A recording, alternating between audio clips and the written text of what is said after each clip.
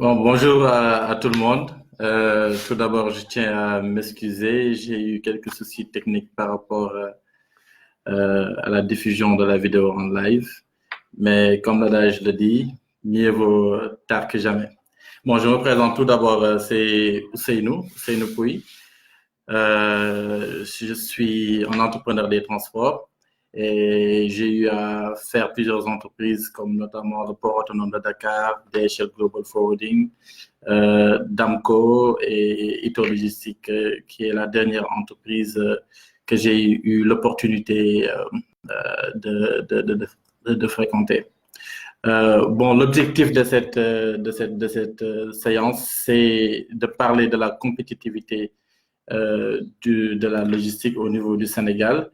Et quand on parle de compétitivité en tant que telle, il est important de pouvoir bien définir le sujet, bien cerner le sujet. Déjà, il est important de savoir qu'est-ce que la logistique veut dire en tant que telle et qui peut être tout simplement défini comme étant l'ensemble des techniques de gestion et d'optimisation qui permettent tout simplement de pouvoir traiter aussi bien les flux physiques que les flux financiers avec comme support le flux informationnel qui va de amont en aval. Maintenant, pour définir le cadre en tant que tel, là, on est en train de parler de la logistique au niveau du Sénégal. Et quand on parle de logistique, irrémédiablement, on va parler de port. De port, parce que le port est quasiment le lieu où 80 voire 90% des marchandises transitent. Et pour le cas de figure, notre cas de figure, nous avons le port de Dakar, il y a un tirant d'eau de 11,50 m en mer basse et de 13 mètres en mer haute. Et je tiens à vous donner les spécifications parce que plus tard, après, vous allez voir l'importance de pouvoir maîtriser les caractéristiques techniques du port parce que de cela va dépendre la capacité de ce port-là à pouvoir accueillir plusieurs navires, la capacité de ce port-là à pouvoir se positionner comme étant un hub au niveau de la zone Afrique de l'Ouest et de la zone Afrique en général. Et comme je vous ai dit tantôt, aujourd'hui, un navire dont la profondeur dépasse plus de 13 mètres n'a pas la capacité de venir au niveau du port de Dakar. La raison pour laquelle j'insiste sur ce point, c'est tout simplement aujourd'hui, quand on parle de compétitivité, certainement on va parler de leviers. Les leviers, c'est les supports sur lesquels on peut s'appuyer pour nous assurer qu'on peut favoriser le développement de l'activité logistique en tant que telle. Et on a plusieurs leviers. Et quand on parle de la logistique en tant que telle, on va dans un premier temps dire qu'on a 4 étapes au niveau de la logistique parce que quand on fait la logistique, en premier lieu, on veille à ce que la conformité puisse être respectée. Ça veut dire que dans tous les aspects de la logistique, il faut veiller à ce que tout ce que l'on fait soit en respect avec non seulement la législation, mais aussi en respect avec les procédures, les process. Et en deuxième lieu, on va parler d'efficacité. Aujourd'hui, on ne peut pas parler de développement de la logistique sans pour autant qu'il y ait une efficacité. L'efficacité n'est rien d'autre que la capacité que le logisticien a à pouvoir mener à bien son activité dans les délais qui lui sont impartis ou bien même en réalisant l'activité en deçà du délai qui lui a été donné. Ça veut dire que dans ce cas de figure, il y aura la possibilité d'atteindre ses objectifs dans un minimum de délai. Et le troisième volet, c'est tout simplement le volet efficience. Et quand on parle d'efficience, ça va être de l'efficacité plus la capacité que l'individu a pour pouvoir faire du cost saving. Quand on parle de cost saving, c'est la capacité de l'individu en tant que tel à pouvoir générer des revenus à travers des techniques d'optimisation, ce qui est un élément qui est assez important. Et le dernier élément, c'est tout simplement la gestion des risques, être en mesure d'anticiper, être en mesure d'avoir une démarche qui est assez proactive dans le but d'éviter d'être dans des solutions qui vont peut-être régler un problème, mais qui vont peut-être apparaître un peu tard parce que les conséquences des problèmes qui auront à survenir seront déjà néfastes. Donc, si nous revenons à notre sujet, aujourd'hui, pour qu'au Sénégal, la logistique puisse être faite de manière assez assez conséquente pour que la logistique au Sénégal soit assez développée. Il faut qu'il y ait un ensemble d'éléments qui puissent se regrouper. On peut en citer une dizaine, une vingtaine, mais je vais principalement me présenter peut-être sur 5 ou bien 6 points qui sont vraiment clés et qui sont importants et qui doivent être mis en avant si aujourd'hui nous voulons avoir une très bonne logistique, un très bon service logistique au niveau de l'Afrique de l'Ouest et potentiellement d'ici 5 à 10 ans occuper aussi une place prépondérante au niveau de la sphère mondiale. Et le premier élément, ça va être sur le plan des infrastructures. Il est important d'avoir des infrastructures qui nous permettent aujourd'hui de pouvoir faire un transport multimodal. Et quand on parle de transport multimodal, c'est l'utilisation de plusieurs modes de transport dans l'objectif de déplacer un produit d'un point A à un point B. Il ne s'agit pas d'utiliser plusieurs modes de transport pour le plaisir de le faire, mais c'est principalement pour des soucis d'optimisation, des soucis aussi géographiques, parce que si nous prenons un pays comme le Mali, il est impératif au moins de recourir, si bien sûr on parle de conteneurs maritimes, de recourir à 2 ou bien 3 modes de transport pour pouvoir acheminer la marchandise à bon port. Maintenant, sur le plan des infrastructures, il est important que le pays en tant que tel puisse avoir des infrastructures clés qui peuvent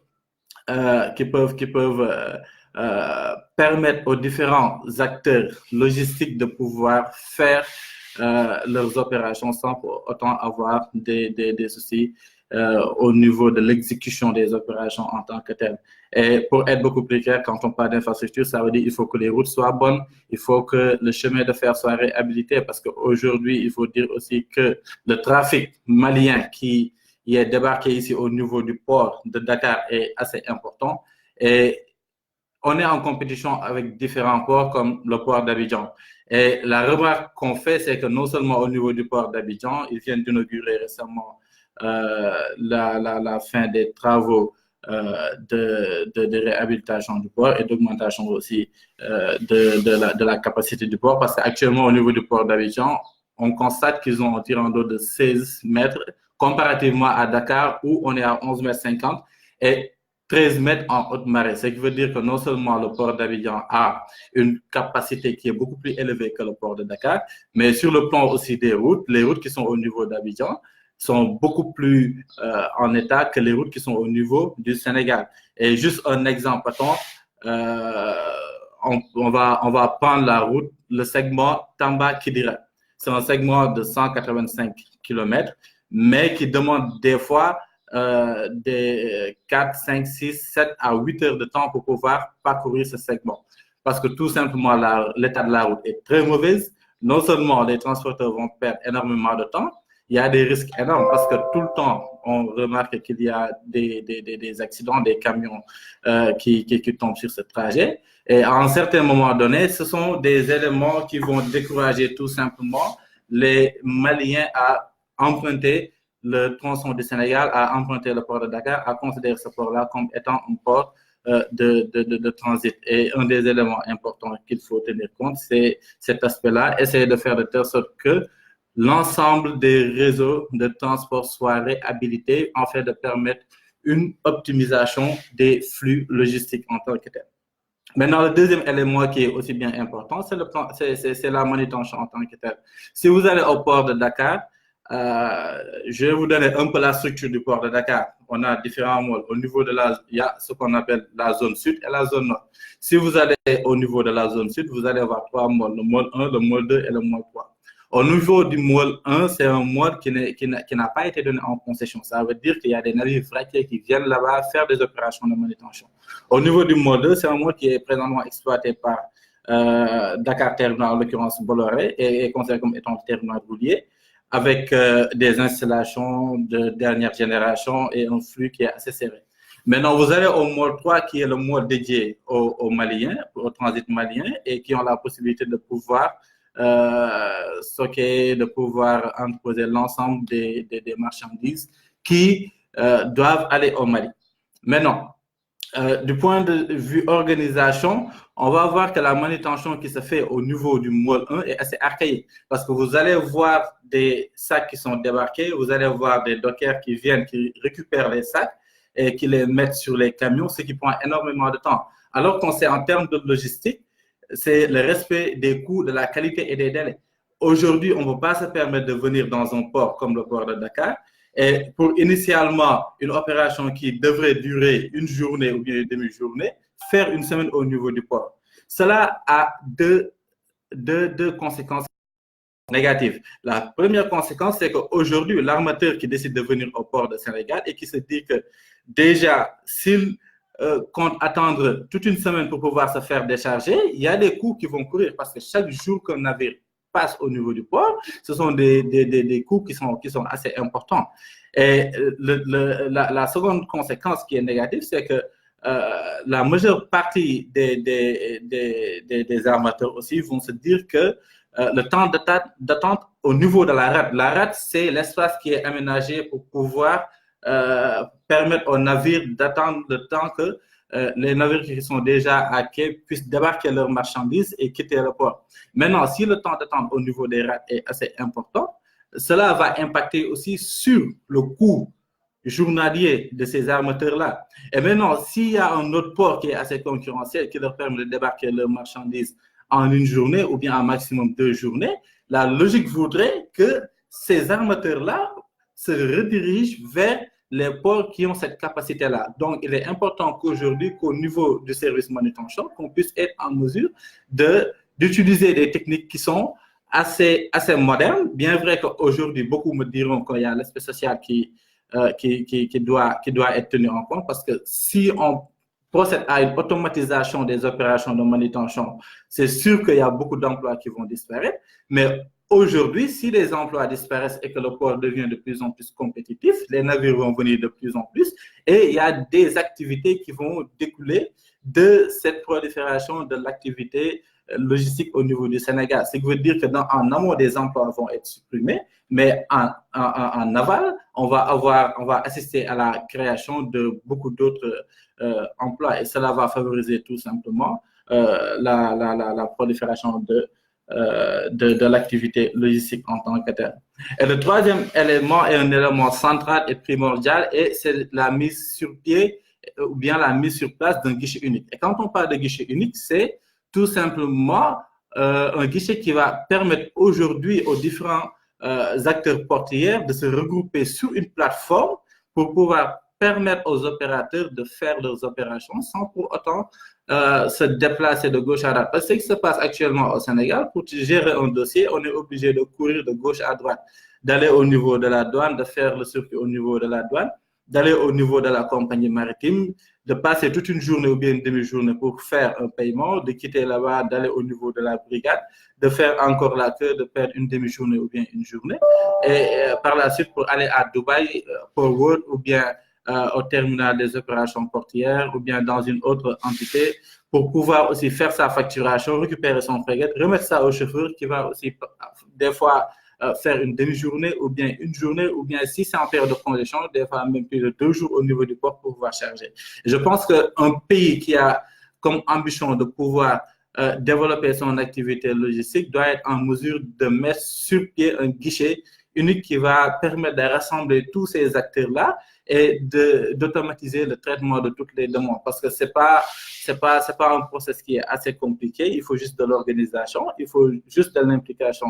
Et il faut aussi que l'on puisse se départir de certaines pratiques, d'accepter le changement. Et je pense que si on est dans cette logique, ce sera beaucoup plus facile pour nous de pouvoir gérer nos opérations. Et aujourd'hui, si on fait preuve de célérité, de rapidité dans le cadre du traitement de nos opérations, cela va fortement contribuer à l'implantation de beaucoup de multinationales ici au niveau du Sénégal. Maintenant, un autre aspect qui est très important et aussi qui fait partie des éléments essentiels de ce siècle-là, c'est la digitalisation.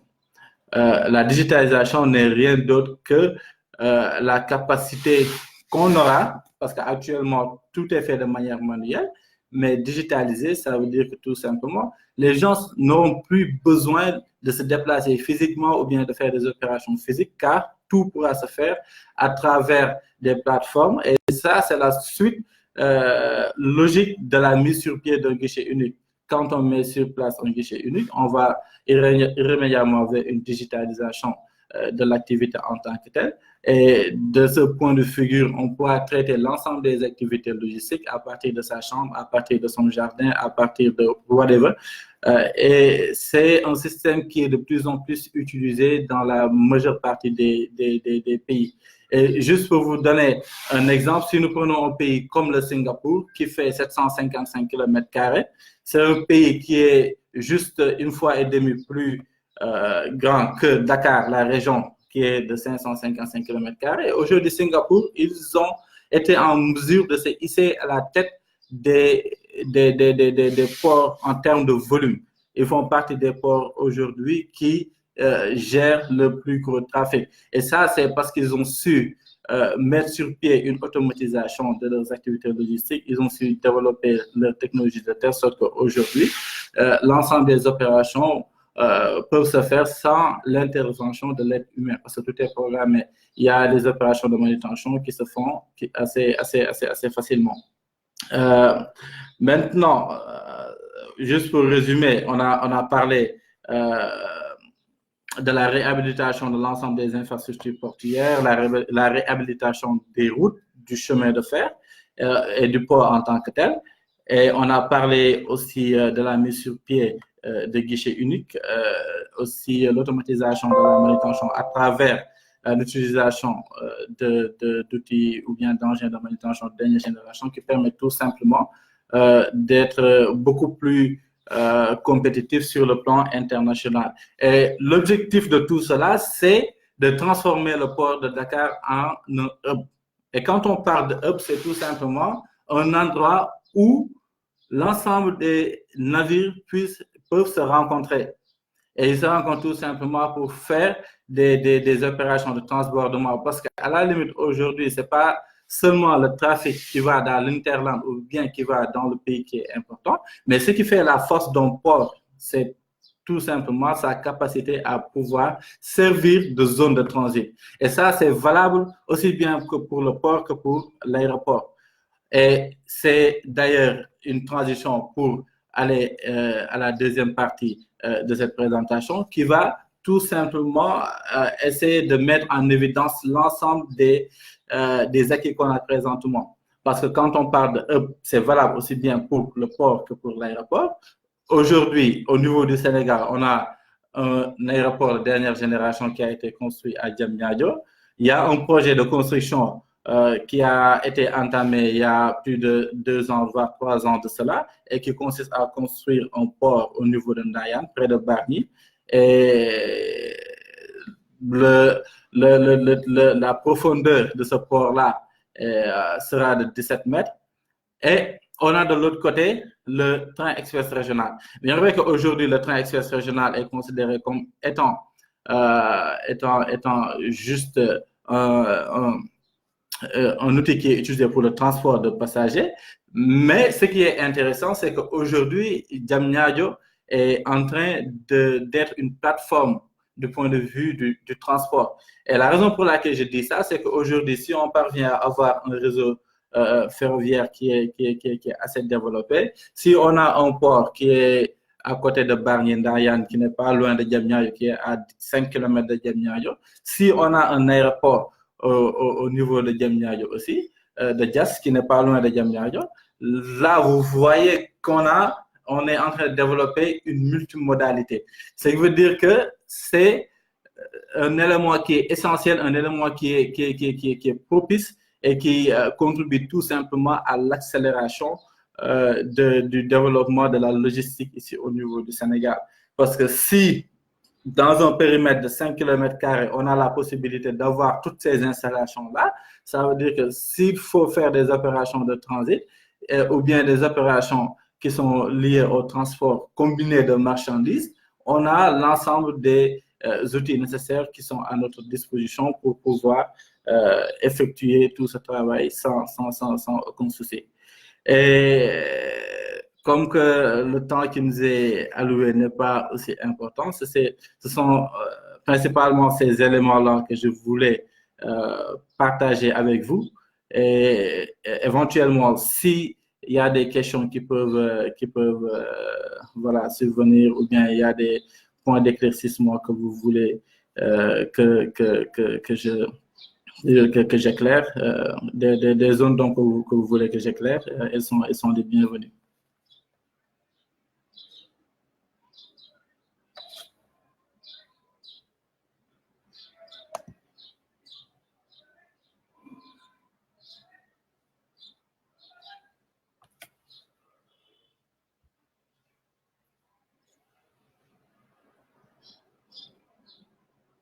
Bon, on va procéder à la réponse des questions. On va répondre en premier à la question de Boubacar Diallo qui dit que le trajet CAI d'Iguène est un véritable problème pour les chauffeurs.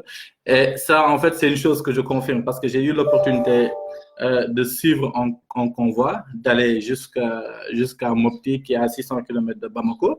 Et là, je me suis rendu compte de l'état de la route. Et sur la route, j'ai même eu à filmer des camions qui ont été victimes d'accidents, des camions qui sont tombés. Et non seulement ils sont tombés à cause de l'état défectueux de la route, mais aussi ils sont tombés parce que tout simplement, il y a un chargement qui est défectueux.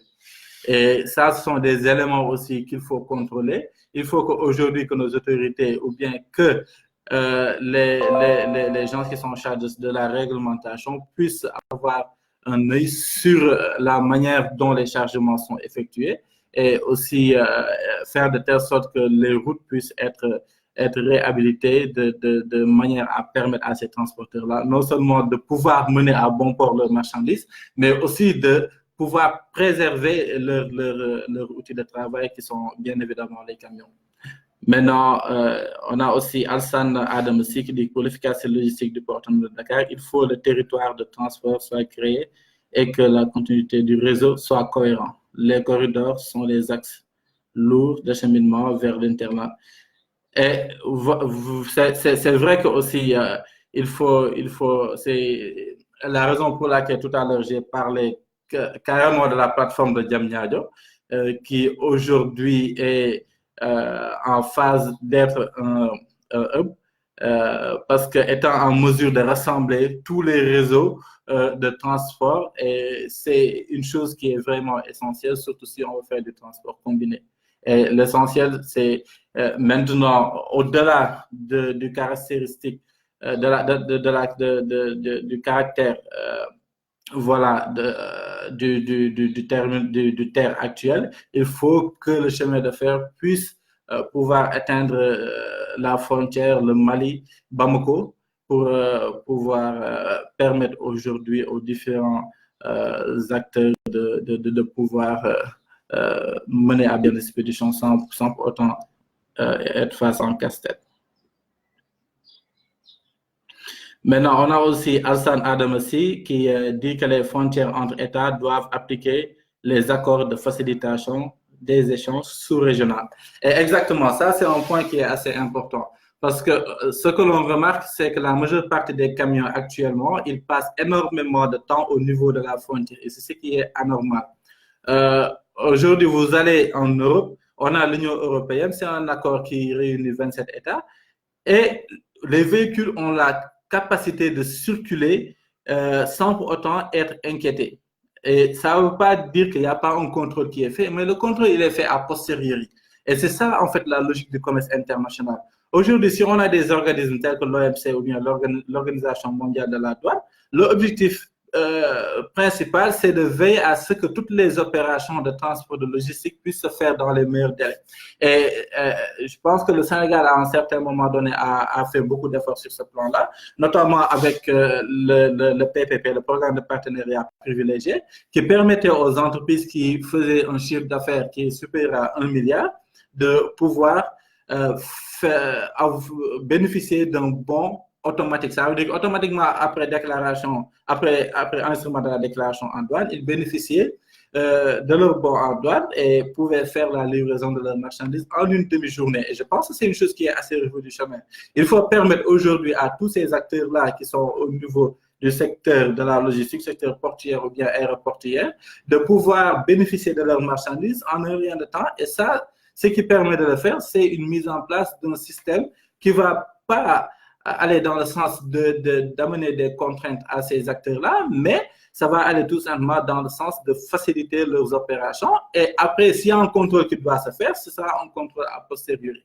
Et c'est ce qui se passe aussi dans un pays comme Singapour, comme tout à l'heure j'ai dit, c'est un pays où le contrôle n'est pas aussi dur qu'au Sénégal, mais il y a quand même un contrôle. Ils peuvent vous laisser prendre possession de votre marchandise, faire une visite au niveau de votre domicile. Et là, aujourd'hui, s'il se trouve que vous avez fraudé sur la marchandise que vous avez eu à importer, là, il y a des sanctions qui sont vraiment exemplaires qui sont faites. Et c'est ce qui tend à décourager aujourd'hui ces personnes-là à vraiment se lancer vers la fraude. Mais il faut impérativement qu'aujourd'hui, qu'on puisse être en mesure de faire un traitement rapide et efficace. Il faut aussi que les États-là qui ont signé des accords, les États-là qui font partie de l'UEMOA ou bien de la CEDEAO, puissent s'organiser de telle sorte que les informations dont ils ont besoin qui concernent des marchandises puissent être recueillies à partir du point de départ, que ce soit au Sénégal, au Mali ou bien au Burkina, whatever.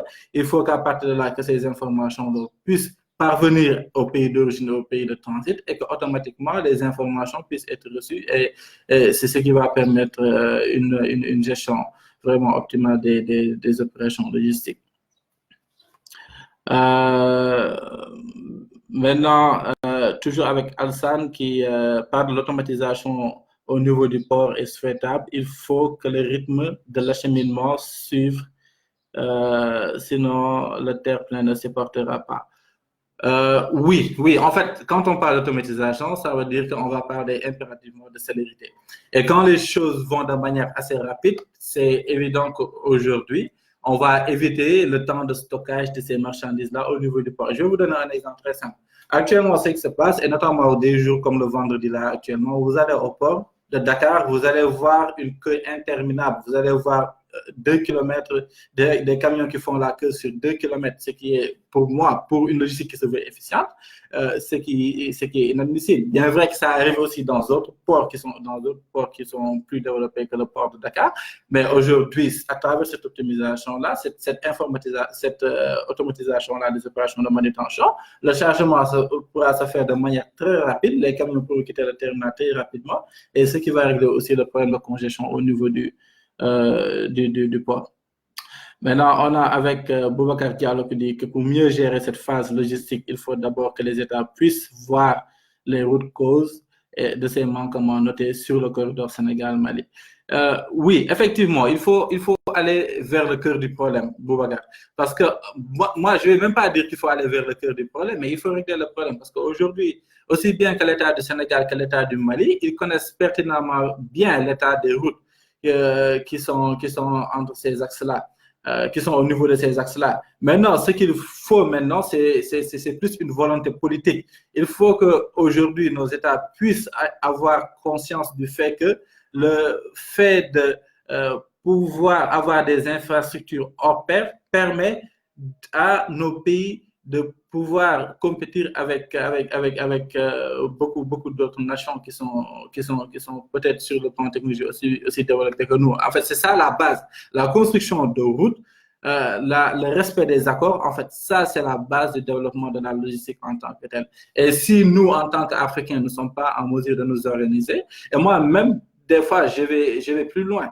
Au-delà de cette organisation, il faut aussi qu'on soit en mesure de pouvoir peser sur la balance commerciale, de pouvoir aujourd'hui, au niveau de l'économie maritime, de pouvoir peser quelque chose, parce que tous les grands armateurs sont soit des Asiatiques, des Européens et des Américains.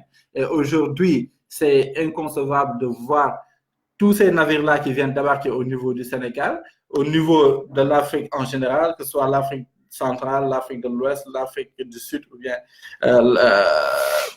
l'Afrique de l'Est, voir tous ces navires-là qui viennent débarquer et de se rendre compte qu'il n'y a aucun grand armateur africain qui est présent sur le marché, à ma connaissance. Et ça, c'est vraiment des leviers sur lesquels on doit s'appuyer. Si c'est le cas du Sénégal, on avait la Somikowa dans le temps qui était là et qui a fait peut-être preuve d'une mauvaise gestion, et c'est la raison pour laquelle ça a fait faillite. Mais ces genres d'entreprises-là doivent être encadrés par l'État et aussi soutenu par les hommes d'affaires sénégalais, les logiciens qui sont dans le secteur, afin d'être sûr qu'on est en mesure d'avoir une flotte qui est typiquement africaine et va permettre aujourd'hui de concurrencer tous les autres armateurs qui sont là depuis 50, 100 ans et tout. Et juste comme exemple, aujourd'hui, vous prenez un armateur comme Hapag-Lloyd qui est venu au Sénégal il n'y a même pas 4 ans ou bien 5 ans et aujourd'hui qui est en mesure d'avoir un volume assez conséquent. Pour vous dire que il s'agit juste pour nous de faire preuve de volonté pour pouvoir surmonter tous ces problèmes-là. Maintenant, on revient avec Alsan qui dit qu'il faut que le guichet unique soit couplé avec la bourse de fret pour que les transporteurs puissent rentabiliser l'activité du parc de poids lourds. Bien évidemment, parce qu'aujourd'hui, ce qu'on constate, c'est que les plus grandes entreprises sont cotées au niveau de la bourse. Et si on a une plateforme, ce sera aussi un lieu idéal où la majeure partie des investisseurs ont la possibilité de voir en temps réel les flux, surtout les flux financiers en tant que tels, parce que c'est ce qui est important lorsqu'on parle de bourse. Et à travers ce guichet unique-là, peut-être il va se poser après un problème de confidentialité, parce que la majeure partie des entreprises peut-être ne vont pas vouloir que tout le monde puisse avoir accès à leurs états financiers et tout, mais c'est une chose qu'on pourrait encadrer et aussi qui pourra être utilisée comme un levier important parce que si les investisseurs ont accès à ces transactions-là qui se font, ils vont carrément voir le potentiel qui existe au niveau de notre continent et à partir de là, ils vont avoir la volonté de pouvoir investir beaucoup plus d'argent. Et ça, ce sera au grand bonheur aujourd'hui des différents acteurs qui sont au niveau du Sénégal. Maintenant, il y a Adam aussi qui dit aussi, avec la prochaine ouverture de la ligne ferroviaire Dakar-Bamako et les ports en construction, je pense que nous devons tenir une journée sur les mutations futures du maritime au Sénégal. Et bon, ça, peut-être je vais laisser le soin à Judith Agaya d'en parler. Et moi aussi, en fait, irrémédiablement, quand on fait de la logistique, c'est surtout le fait de se projeter, le fait d'avoir une vision. Et effectivement, aujourd'hui, il faut qu'on se projette. Et j'ai l'habitude de le dire.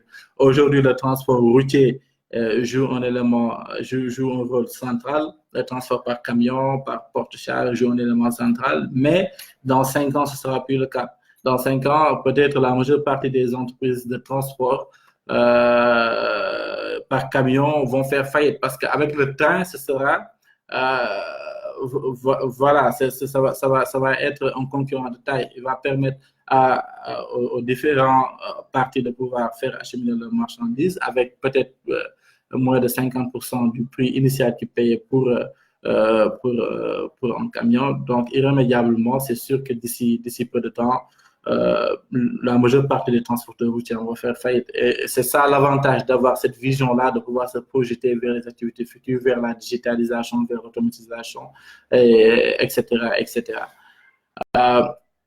Maintenant, il y a Boubacar aussi qui nous dit qu'il faut aussi revoir les coûts de manutention des infrastructures déjà en place avant d'être plus compétitif au niveau de la sous-région. Oui, ça c'est une remarque aussi qui revient très souvent parce qu'on a l'habitude de dire que le port de Dakar est très cher. Effectivement, c'est le cas. En termes de coûts de manutention, le coût est excessivement cher. Si on vous dit que juste pour charger un navire, pour charger un conteneur sur un navire, vous êtes obligé de payer 133 500 plus 8 280 juste pour charger un navire du terminal jusqu'au quai, ça c'est un coût qui est assez cher. Si c'est un 40 pieds, vous allez payer quasiment 300 000 voire 400 000 avec la TVA pour pouvoir charger un conteneur du terre-plein du quai jusqu'au navire. Et ça c'est un coût en fait qui devrait être revu à la baisse et qui va permettre au port d'être beaucoup plus compétitif. Parce qu'aujourd'hui, si le port de Dakar est compétitif en termes de manutention, ça va permettre aux différents opérateurs économiques, et je vous donne juste un exemple, ce sont les opérateurs économiques qui se trouvent au niveau de la Casamance et qui font l'exportation des noix de cajou. Les noix de cajou sont présentes aussi bien au Sénégal, en Guinée-Bissau, dans les pays comme la Côte d'Ivoire, etc. Et aujourd'hui, ce qui fait le choix d'un opérateur économique, c'est carrément les coûts auxquels il fait face. Aujourd'hui, s'il se rend compte qu'en venant au Sénégal, il va dépenser 10% de plus que s'il part en Guinée-Bissau, bien évidemment, la majeure partie des opérateurs économiques vont se ruer en Guinée-Bissau et cela aussi va ralentir l'activité économique au niveau du Sénégal. Donc, je suis d'accord avec toi, Boubacar, en disant que les coûts de manutention devaient être revus à la baisse. Maintenant, il y a juste qui me dit, peut-on dire qu'aujourd'hui, que le Sénégal est un hub logistique sous-régional? Moi, personnellement, je n'irai pas jusque-là, parce que quand on parle de hub logistique, c'est principalement une zone de transit. Et là, si on parle du Sénégal, le principal pays qui utilise le port de Dakar présentement, c'est le Mali. Et le Mali utilise le port de Dakar parce que tout simplement, ils n'ont pas de mer. Et impérativement, ils doivent passer soit par le port de Dakar, soit par le port d'Abidjan. Et aujourd'hui, pour qu'on puisse jouer ce rôle de sous-régional, il faut que déjà qu'on puisse être très proactif dans la manière dont nous gérons nos opérations portières. Parce que là, actuellement, ce qui se passe, on a des navires le temps de temps des navires au niveau de la rade est assez important. Le temps de déchargement des navires est assez important aussi. La congestion ici au niveau du port est assez importante. Et la majeure partie des marchandises qui viennent ici ont principalement de destination. Ça sont des marchandises qui ont comme destination finale le Sénégal ou bien des marchandises qui ont comme destination finale le Mali. Et dans ce contexte-là, il est un peu difficile de parler d'eux. Et l'autre inconvénient actuel, c'est qu'aujourd'hui, le port de Dakar n'a pas suffisamment de tirants d'eau pour pouvoir accueillir un navire qui a une capacité assez importante pour pouvoir desservir les autres pays de la sous-région. Et tout cela fait que aujourd'hui, de mon point de vue, on ne peut pas considérer le port de Dakar comme étant au niveau de la sous-région. Et l'autre problème aussi auquel on assiste, c'est la congestion, pas là des camions, mais la congestion même au niveau des terminals. Vous allez au niveau de Dubaï, vous allez voir un nombre important de conteneurs stockés là-bas. Vous allez à Dakar Terminal, vous allez voir un nombre important de véhicules stockés là-bas. D'ailleurs, c'est la raison pour laquelle il y a certains véhicules qui sont acheminés au niveau de Diamniadio, parce que l'espace étant au niveau du port, nous ne pouvons plus les contenir. Même là, actuellement, il y a un peu un stockage anarchique. Et ça, en fait, ça fait pas partie des caractéristiques qu'il faut pour parler de portière. Maintenant, on a Fallou Mbaké qui nous parle. Lui, c'est un spécialiste du transport aérien et qui nous dit que le transport aérien peut bien contribuer pour le développement de la logistique au Sénégal avec la possibilité d'atterrissage de vols cargo d'une capacité de plus de 100 tonnes. Néanmoins, il nous faut des tarifs abordables pour une exportation de nos produits frais dans un court délai. Oui, effectivement, parce que le transport aérien joue toujours un rôle très prépondérant. Parce qu'aujourd'hui, le transport maritime a ses avantages, notamment avec l'économie d'échelle. On a la possibilité de faire le transport de marchandises à un coût qui est assez réduit. Mais par exemple, si nous allons au niveau du transport maritime, il y a des marchandises qui sont à haute valeur technologique qui doivent être transportées par voie aérienne. Aussi, en fonction de l'urgence en tant que tel, parce que si on est une entreprise de production et qu'on a besoin d'une pièce pour dépanner une machine qui doit continuer sa production, on ne peut pas se permettre de faire un shipment par voie maritime. Donc, le transport aérien joue un rôle très important dans la chaîne logistique. Et aujourd'hui, c'est vrai que l'utilisation d'avions cargo doit être faite de plus en plus, notamment pour permettre à certaines entreprises, surtout qui sont dans le domaine des mines, qui importent des produits, des explosifs de classe 1 ou bien des produits de classe 1, classe 2, classe 3, et qui ne peuvent pas le transporter dans un navire passager. Ça va permettre aussi à ces personnes-là de pouvoir faire venir leurs marchandises dans un délai moindre et aussi avec un coût qui est assez abordable. C'est pourquoi aujourd'hui, je pense qu'il y a certaines compagnies comme Emirates qui le font, qui amènent des avions cargo.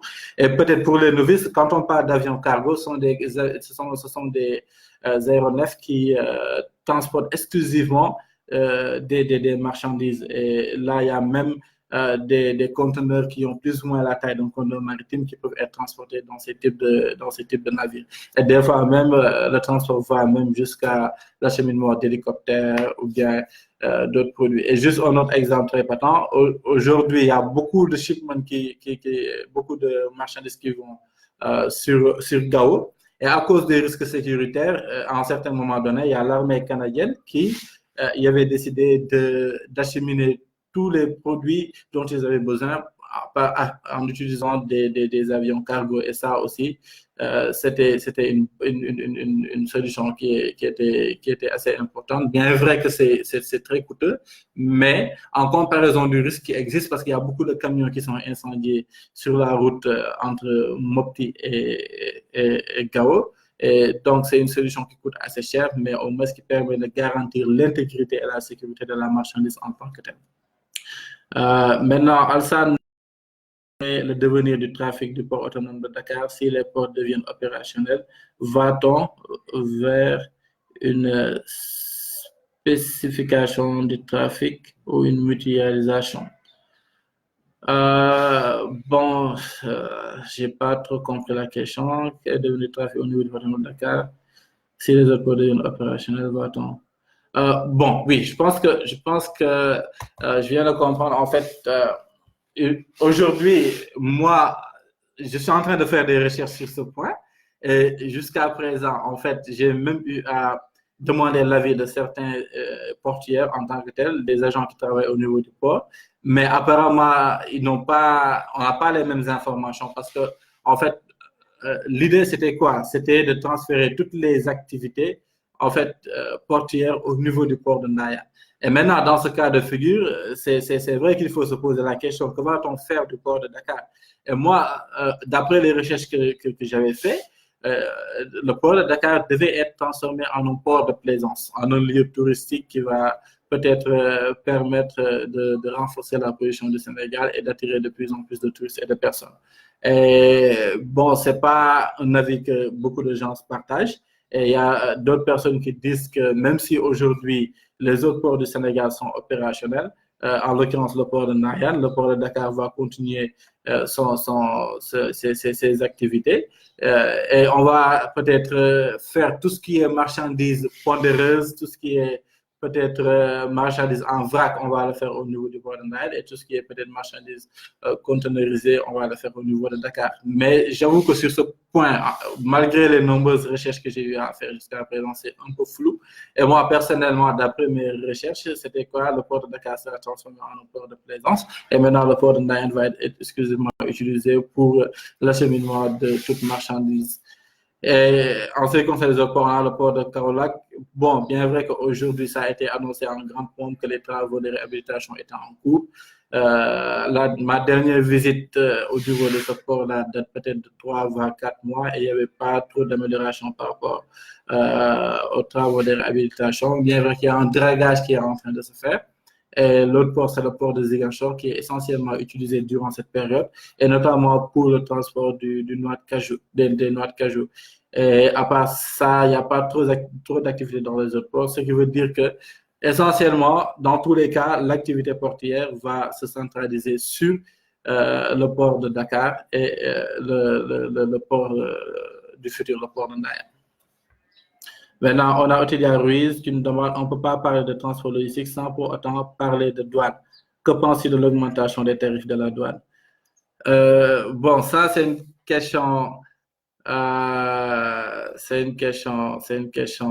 très intéressante parce qu'en fait, quand on parle d'augmentation, peut-être c'est un sujet qui va intéresser beaucoup de personnes et notamment les commerçants.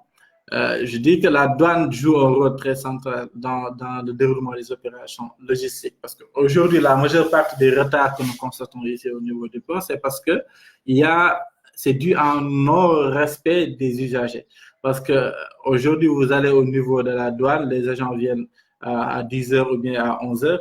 À 13 heures, ils sont en pause. À 16 heures, ils reviennent. Et puis, etc., etc. En fait, à cause de ce non-respect-là, des fois, on assiste à des retards qui sont assez conséquents et qui ont des conséquences très néfastes. Et si à cela s'ajoute l'augmentation des tarifs, et juste peut-être pour mettre au parfum ceux qui ne sont pas au courant de cette augmentation, c'est principalement dû au fait que il y avait des marchandises qui venaient des fourre-tout, ce qu'on appelle les fourre-tout, qui avaient un tarif, un forfait. Et par exemple, on vous disait que pour un 20 pieds, il faut payer 1 million, pour un 40 pieds, il faut payer 1 million 600, ça indépendamment de la valeur qui se trouve dans les conteneurs. Et pour être tout à fait objectif, moi, ce que je vais dire, c'est quoi? C'est que aujourd'hui, quand on fait des opérations de dédouanement, il faut être assez pointu sur la manière dont on le fait. Et c'est vrai que c'était assez hasardeux de dire qu'on va dédouaner tout simplement sur la base d'un 20 et sur la base d'un 40 sans pour autant tenir en compte la valeur. Maintenant, ce que la douane dit, c'est que avant que le dédouanement puisse être fait, il faut que le contenu puisse être évalué. Et en fonction de l'évaluation de ce contenu-là, on va déterminer la valeur CIF et on va déterminer les droits de douane à payer en fonction de cette valeur CIF. Ce qui est tout à fait logique. Mais je pense que peut-être au point de vue de la démarche, il y a des critiques à faire parce que la démarche aurait pu être beaucoup plus progressive afin de permettre aujourd'hui à ces commerçants-là de pouvoir s'adapter à cette nouvelle tarification. Maintenant, il y a juste Agia qui me dit ton analyse sur la position du Sénégal dans l'indice de performance logistique, indicateur de mesure de la performance d'un port élaboré par la Banque mondiale. Honnêtement, je ne connais pas l'indice de performance de la performance au niveau du port de Dakar. Mais en fait, l'analyse que je porte là, principalement, c'est en fait, les indicateurs que j'utilise généralement, normalement, sont les mêmes indicateurs qu'utilise la Banque mondiale. Mais l'indicateur, c'est quoi? C'est en fait déjà le temps d'attente des navires au niveau de la rade, le temps des opérations des navires au niveau du port, le volume que le port en tant que tel est en mesure de prendre. Et sur ce point de vue-là, on peut faire une comparaison au niveau des ports parce que si nous prenons même le port de Dakar, du point de vue classification, je pense que Dakar soit est 8e au niveau et le 8e port au niveau africain. D'ailleurs, des ports comme Abidjan, peut-être qui ont un volume qui est 4 fois supérieur au niveau par rapport au port de Dakar. Parce que l'analyse aussi, non seulement il porte sur des indicateurs que je viens de citer, mais aussi il se base aussi sur l'activité économique des pays en tant que tel. Parce qu'aujourd'hui, un pays comme Abidjan, sa force, c'est qu'ils font beaucoup d'exportations, notamment avec la banane, avec le cacao et tout. Et le fait de faire des exportations, irrémédiablement, favorise la venue des armateurs parce que aujourd'hui, s'ils viennent à Abidjan et savent que, par exemple, s'ils débarquent 200 conteneurs, ils seront en mesure de charger 150 conteneurs, c'est sûr que le choix va porter plutôt sur Abidjan parce que s'ils viennent sur Dakar, aujourd'hui, le fret retour au niveau de Dakar est très pauvre. Et n'eût été aujourd'hui l'implantation d'entreprises comme, supposons, GCO qui font des volumes de conteneurs qui sont assez extraordinaires. Aujourd'hui, l'exportation au niveau du Sénégal ne représenterait strictement rien. Et ça aussi sont des éléments sur lesquels je me suis basé pour un peu étayer mon analyse. Et peut-être à la suite de ça, je vais un peu jeter un coup d'œil sur des indicateurs qui ont été mis sur pied par la Banque mondiale et voir la corrélation qu'on peut faire avec les autres ports qui sont ici. Maintenant, il y a Kandi Diao qui dit que je pense que des avancées doivent être faites dans l'amélioration des capacités d'accueil du port, mais surtout dans la décongestion des accès au port. Les opérations de transport perdent énormément de temps pendant les moments d'accès au port. Et ça aussi, je pense que j'ai eu à répondre à cette question tout à l'heure. C'est vrai que le temps d'attente au niveau des rades est assez important. Des fois, vous pouvez voir des navires qui attendent jusqu'à 2, 3, 4 jours au niveau des rades, alors que normalement, si tout se passait de manière voilà, si tout se passait très bien, le navire aurait pu accoster, débarquer et quitter le port depuis très longtemps. Et voilà, ce sont ces conditions d'accès-là qu'il faut renforcer. Et ça va dans le sens d'augmenter la capacité du port. Et au-delà de l'augmentation de la capacité de la capacité du port, il faut aussi qu'il y ait une automatisation, il faut aussi qu'il y ait une modernisation de la manière dont les gens, en fait, effectuent les opérations logistiques ici au niveau de Dakar. Maintenant, il y a Kandi qui répond à Jugis, il dit qu'il me semble que le port a initié un projet portant sur le système de rendez-vous, mais pas encore effectif. Ça, je ne suis pas encore au courant.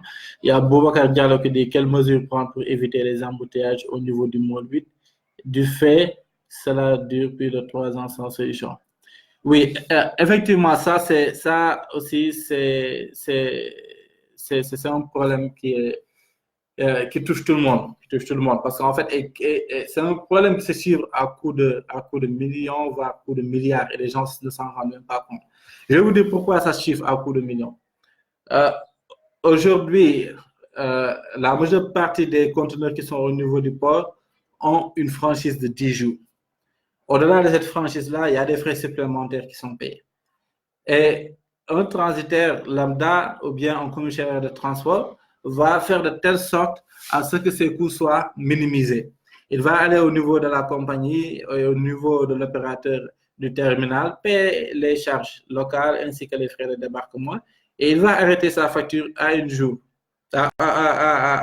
jour bien spécifique. Maintenant, ce qu'il va dire, c'est que moi, je compte livrer dans la journée d'aujourd'hui. Il va arrêter sa facture à la date du 28. Il va envoyer son camion, il va se rendre compte que le port est inaccessible à cause de la congestion. Maintenant, il avait prévu de charger dans la soirée. Malheureusement, à cause des embouteillages, il ne peut pas charger. Il est 8 heures. Le BAD n'est plus valable. Le bon à délivrer, c'est le document que donne la compagnie pour que le camion puisse avoir l'autorisation de récupérer son conteneur. Il n'est plus valide. Donc, par conséquent, il faut retourner au niveau de la compagnie maritime et au niveau de l'opérateur de terminal pour payer des frais complémentaires afin de pouvoir récupérer sa marchandise. Et ça, les gens le font de manière permanente, de manière quotidienne.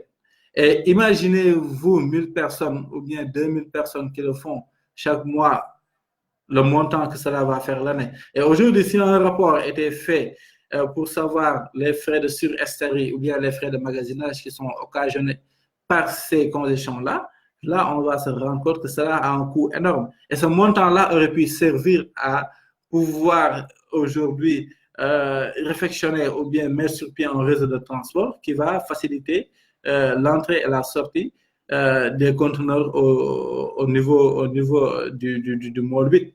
Et ça, aujourd'hui, si le volume il est assez important, il y a aussi la possibilité de réfléchir à l'éventualité d'utiliser d'autres parties du port, comme par exemple la zone sud, et voir dans quelle mesure on peut donner en concession peut-être le Môle 1 ou bien une partie du Môle 1 pour que certains conteneurs puissent être débarqués là-bas et cela va libérer peut-être 30% d'espace au niveau du Môle 8.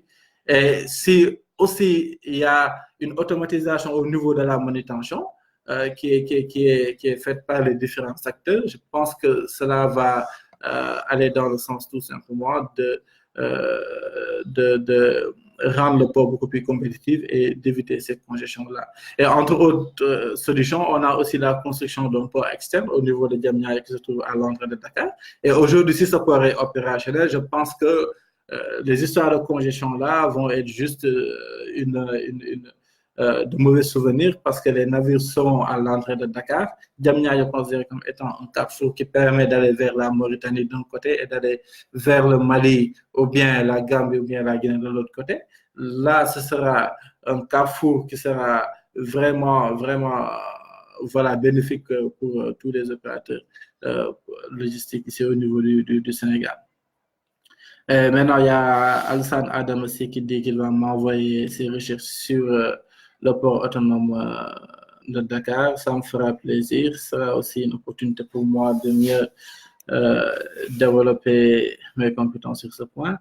Maintenant, il y a juste Agaya qui me demande mon avis sur l'informatisation des titres exonération et les détails de validation de la DFPE, des titres d'exonération. Bon, pour l'informatisation, je ne vais pas dire, parce que jusqu'au moment où l'on parle, on n'a pas encore atteint l'informatisation des titres d'exo. C'est vrai qu'aujourd'hui, si le titre d'exo est délivré par la direction de la facilitation et du partenariat avec les entreprises, il y a le numéro qui est validé au niveau du système GAIN. Et c'est ce numéro-là qui va permettre aujourd'hui aux transitaires, au moment de faire sa déclaration, de pouvoir bénéficier d'une exemption, soit de la TVA s'il s'agit d'un titre d'exécution sur le code des investissements, ou bien que des droits de douane s'il s'agit peut-être d'un produit où c'est juste les taxes de l'IEMA et de la CEDEAO que la personne doit payer. Et je pense que aujourd'hui, si on va vers une informatisation complète, parce que là, je vais dire que c'est une informatisation partielle, parce que le traitement se fait de manière manuelle, et des fois, ça prend énormément de temps, ça peut aller des fois jusqu'à 2 semaines, un mois même, et je pense que c'est une chose qui est totalement anormale. Aujourd'hui, un titre d'exo qui est dûment déposé et doit être traité au plus dans les 2 jours ou bien dans les 3 jours, maximum en une semaine, ça doit être traité. Et avec l'informatisation, je pense que ce serait un avantage de plus parce que les gens auront la capacité de pouvoir faire leurs opérations sans pour autant sentir le besoin de se déplacer à tout moment pour faire des vérifications et tout. Et dans ce cas de figure, je suppose qu'on aura une plateforme à travers laquelle on pourra suivre le circuit de la demande qui a été faite. Et je pense que c'est la même chose qu'on a dans la délivrance des permis de conduire.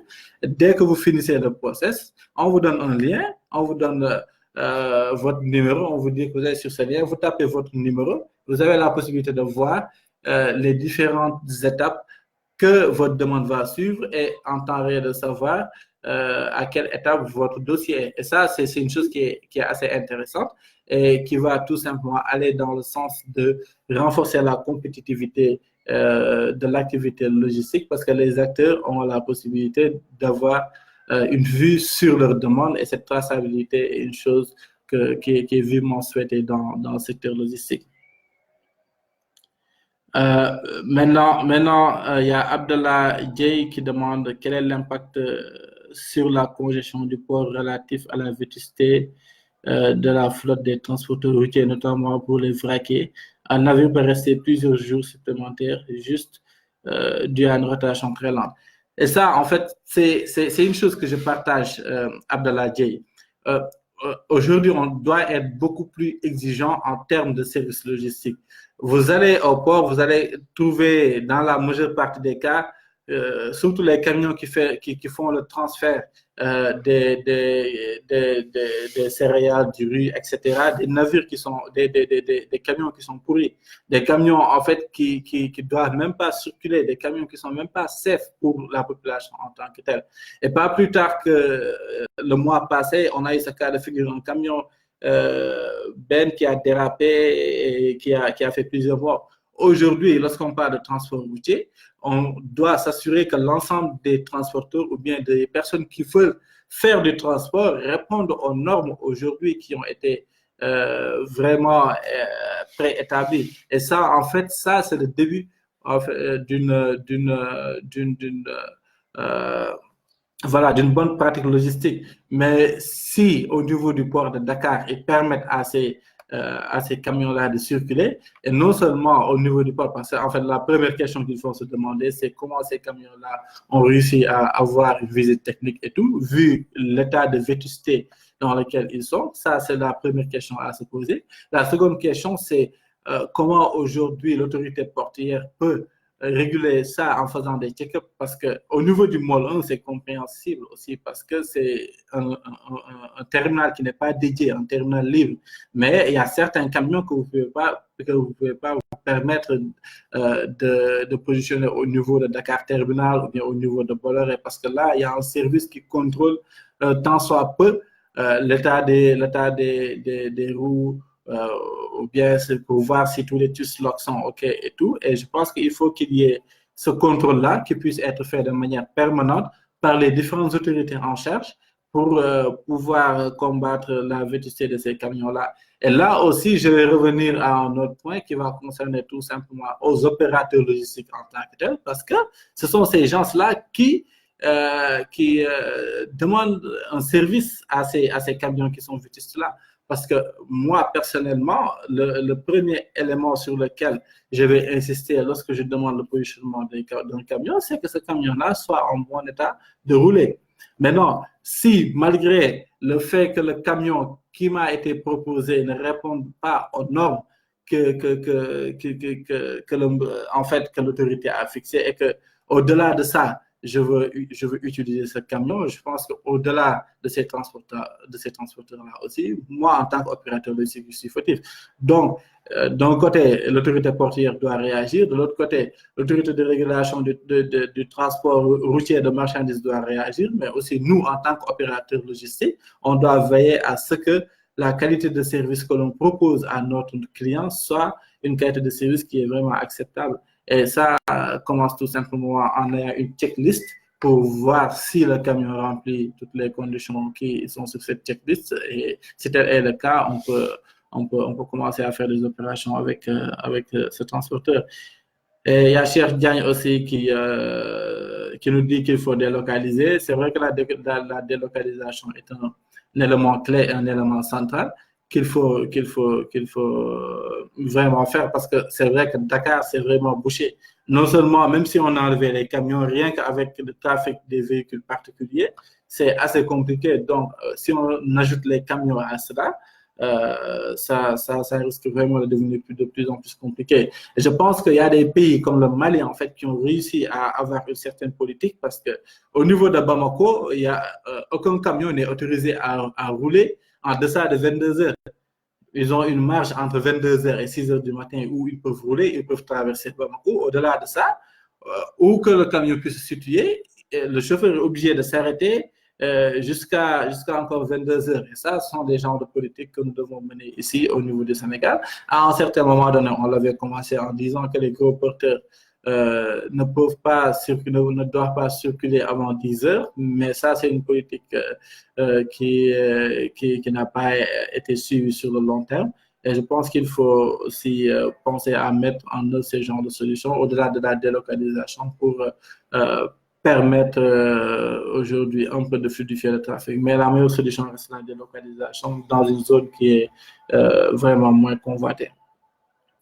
Maintenant, il y a Cheikh Diagne qui dit, OK, maintenant, l'informatisation des titres d'exo est une aubaine si l'on sait que le traitement de ces derniers représente un véritable casse-tête du fait de la lourdeur administrative. Tout à fait cher, tout à fait cher. Et c'est en fait une chose que je partage totalement avec toi et j'ai eu à me pencher dessus tout à l'heure. C'est vraiment un casse-tête et j'en profite aussi pour dire qu'aujourd'hui, que ce soit les agents qui sont au niveau de la DFPE, que les agents qui sont au niveau de la douane, ils doivent savoir que le travail consiste principalement à aider ces opérateurs économiques-là, ces opérateurs économiques qui, la majeure part du temps, demandent le service d'un transitaire, d'un opérateur logistique pour qu'ils puissent effectuer les opérations. Et dans ce contexte-là, ils doivent au moins faire preuve d'ouverture et d'une bonne communication à travers, envers les usagers pour qu'au moins qu'ils puissent avoir un climat de confiance entre les deux parties. Mais le plus souvent, en fait, c'est la croix et la bannière pour avoir un titre d'exo. Effectivement, cher, avec l'informatisation, là, automatiquement, tout le monde est en paix et aussi, il y a moins de lourdeur au niveau de l'administration. Maintenant, il y a Fallou Mbacké qui dit il semble que l'État a fermé les yeux par rapport à la taxation assez élevée des opérations aériennes. Assistance, retrait de documents et magasinage. Au niveau des Turcs des AS, est-ce que cela peut impacter sur le développement du secteur aérien?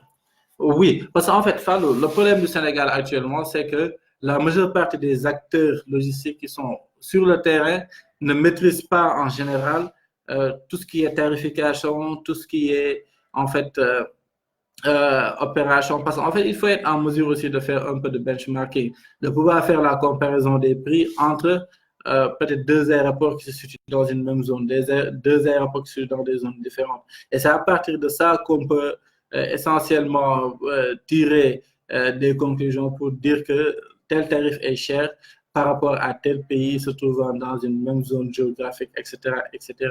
Et je pense que dans tous les cas, le transport aérien, les activités de retrait documentaire, de manutention, d'assistance au niveau de 2AS, plus c'est cher, plus c'est décourageant pour les opérateurs. Parce que aujourd'hui, comme j'ai dit tantôt, la force d'un aéroport, c'est quoi? C'est d'avoir la capacité de servir de portière. Maintenant, pour servir de portière, il faut que déjà tous les opérateurs puissent accepter de venir au niveau du Sénégal pour pouvoir faire transiter leurs marchandises. Mais maintenant, si c'est un coût assez élevé, c'est évident que ces transporteurs-là, voilà, ces opérateurs-là ne vont plus venir au niveau de l'aéroport de Dakar. Ils vont plutôt choisir un aéroport qui a peut-être les mêmes standards que l'aéroport de Dakar, mais qui a des coûts qui sont moindres que l'aéroport de Dakar. Maintenant, il y a Papis Diaw qui dit que je partage votre avis car l'accès au port est très difficile. Tous les camions partagent le même accès. Effectivement, il y a le partage des accès. Et ils entrent et ils sortent au niveau, bon, plus sauf peut-être au môle 1, au niveau de la zone sud où ils entrent au niveau du môle 2, ils sortent au môle 1, mais à part ça, ils ont les mêmes portes d'entrée et de sortie. Maintenant, il y a Cheikh Diagne qui nous dit qu'il est temps d'encadrer l'activité de transport routier car le laisser aller a été des promotions des mesures. Tout à fait d'accord. Parce qu'aujourd'hui, il n'y a pas de contrôle. Il y a des camions qui sont en train de rouler, qui n'ont pas d'assurance, qui aujourd'hui qui satisfont pas aux normes qui sont ici au niveau du Sénégal. Et c'est un secteur qui doit être encadré et qui doit être géré par des professionnels du transport. Parce que le transport, c'est pas un métier qui est assez facile. C'est vrai qu'acheter un camion, trouver un chauffeur et puis lui dire, allez, maintenant, on va chercher du fret, c'est assez facile. Mais au-delà de ça, il faut que ce soit un secteur qui est encadré pour non seulement assurer la sécurité des usagers, mais aussi la sécurité des opérateurs en tant que tels.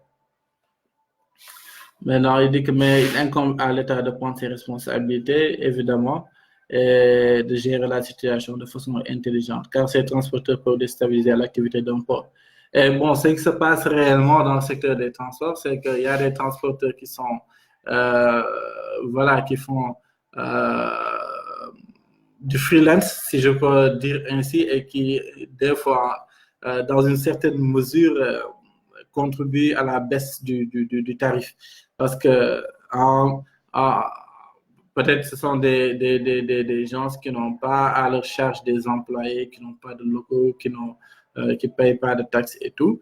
Donc, évidemment, ils sont beaucoup moins chers et l'essentiel pour eux, c'est peut-être d'avoir tant soit pour une petite marge pour pouvoir satisfaire leurs besoins. Et généralement, c'est ces transporteurs-là qui contribuent un peu à la détérioration des tarifs qui sont sur le marché. Et bon, mais comme j'ai l'habitude de le dire,